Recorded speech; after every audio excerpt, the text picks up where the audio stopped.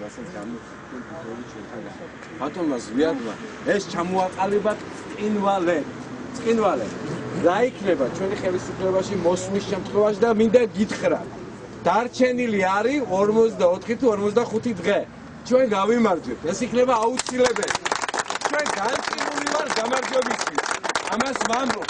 ამას ვერ ვიტყვი ისე თუ შინაგანი განცდა მე თვითონ პირადად არ მაქვს, იმიტომ რომ განსაცდელი ჟამს ღმერთმა როგორც არაერთხელ საქართველოს ისტორიაში კითხეთ მოძღვრებს გეტყვიან. თქვენ იცით ყველა ალბათ მრევლი ხალხ, ზოგი რომელი ეკლესიის, ზოგი რომელი ეკლესიის, ხო? რა განწყობაა თვითონ დედა ეკლესიაში. იმიტომ არის ეს ყველაფერი, რომ ყველა გრძნობს, რომ ჩვენ გჭირდებოდა ქართულ ხალხს, ვიწვალეთ ამდენი ხალხი, ვიბრძოლეთ, უამრავი რაღაც გავიარეთ, უბედურება, განსაცდელი და დღეს გამოჩნდა, უფალმა გამოგვიჩინა გამოსავალი. გება საკითხი მხოლოდ და მხოლოდ ერთნაირად. უფალი ამბობს, რომ მე ყოველთვის თქვენთან ვარ, თავარია თქვენ იყო ჩემთან. ეხლა ჩვენ უნდა ვივარგოთ. ეხლა ჩვენზეა უკვე დამოკიდებული, არ ჭირდება ბიზნეს ჩვენგან არაფერი.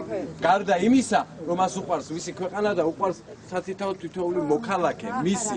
ამიტომ ჩვენ თუ დღეს მივდივართ ურნებთან და ყველა თუ კი დიდგორში იბრძოდნენ, ცხენზე აღმართულნი და ხლით ხელში, დღეს ამას ჩვენი ქვეყანა ამ თვითგანწირვას არ ითხოვს. ჩვენი არის რა? ყველანი მივიდეთ არჩევნებზე და ყველა უნდა შემოვხაზოთ რა? უნდა შემოვხაზოთ 7. და რატომ უნდა შემოვხაზოთ 7? ეს ბატონ ბიზნეს უნდა არა. 7-დან 2 ოქტომბრიდან 7-ის შემოხაზვით იწყება თითოეული ქართველი საქართველოს მოქალაქის მიუხედავად ეროვნებისა ყველასი კეთილდღეობის საწყისი.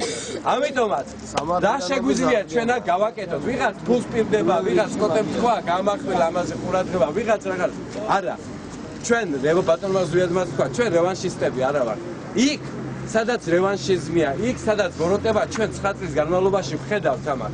იქ სადაც ბოროტება დიდგორზე 2012 წელს მიხეილ სააკაშვილმა ქართული საზოგადოება გაყო დიდგორში.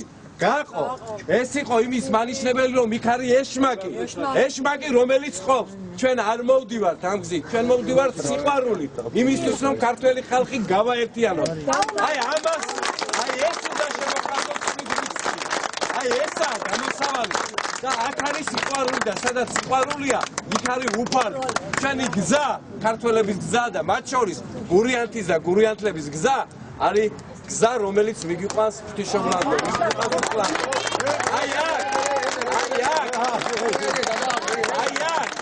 აი აქ ჩვენ ერთად უნდა ვიზეიმოთ პირველში, მასა შემდეგ გამარჯვება უნდა ვიზეიმოთ უფლისათვის და ჩვენი ქვეყნისათვის.